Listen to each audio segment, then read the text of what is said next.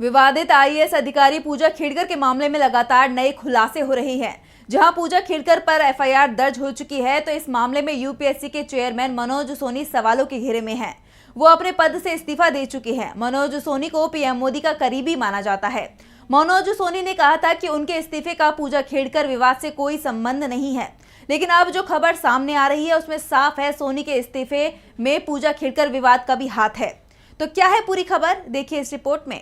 विवादित आईएएस अधिकारी पूजा खेड़कर के साथ अब यूपीएससी के चेयरमैन मनोज सोनी की मुश्किलें बढ़ सकती हैं, क्योंकि मनोज सोनी ने अपने कार्यकाल के पूरा होने से पहले ही इस्तीफा देकर दाल में कुछ काला होने के संकेत तो दे दिए थे।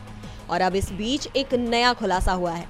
दरअसल पूजा खेड़कर का इंटरव्यू किसी और ने नहीं बल्कि मनोज सोनी ने ही लिया था। पूजा खेड़कर का इंटरव्यू 5 सदस्यों के बोर्ड ने लिया था, जिसमें मनोज सोनी भी शामिल थे।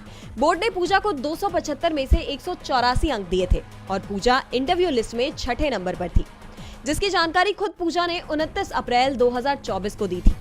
उन्होंने बताया था कि 26 अप्रैल 2023 को उनका इंटरव्यू हुआ था, जिसमें चेयरमैन मनोज सोनी भी शामिल थे। उनसे इंटरव्यू के दौरान भारत के युवाओं की समस्या, इस समस्या के मूल में क्या है, क्या ये आपस में जुड़ी है, क्या भारत 20-30 वर्षों में इन समस्याओं का हल नहीं कर पाया है, इस तरह के सवाल पूछे गए थे। इस दौरान पूजा ने बताया था कि इंटरव्यू में अधिकतर चर्चा हुई थी, कोई पूछताछ नहीं हुई थी। ज्यादातर सवालों के जवाब में मनोज सोनी अपनी सहमति जताते हुए सिर हिला रहे थे। पूजा ने कहा था कि इंटरव्यू के दौरान मुझसे कोई विवादित विषय नहीं पूछा गया और ना ही अंतर्राष्ट्रीय संबंधों पर सवाल किए गए, जिसने ये साफ कर दिया है कि आखिर अपने कार्यकाल से पहले ही मनोज सोनी ने इस्तीफा क्यों दिया। तो वहीं मनोज सोनी के इस्तीफे के बाद कांग्रेस महासचिव जयराम रमेश ने पीएम मोदी पर तीखा हमला बोलते हुए कहा कि 2014 में प्रधानमंत्री नरेंद्र मोदी के सत्ता में आने के बाद से भारत में संवैधानिक संस्थाओं का दुरुपयोग किया गया है। रमेश ने दावा किया कि इन संस्थाओं की पवित्रता और स्वायत्तता से समझौता किया गया है।